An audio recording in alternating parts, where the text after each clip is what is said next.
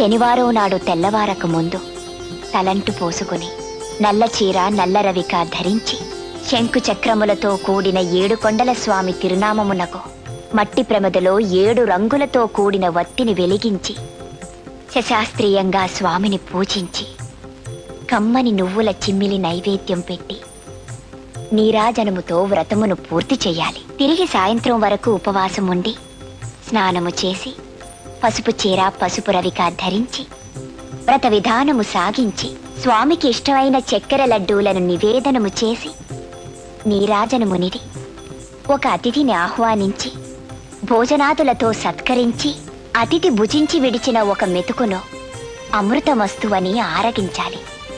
అప్పటికి ఆనాటి శనివార వ్రతం పూర్తవుతుంది.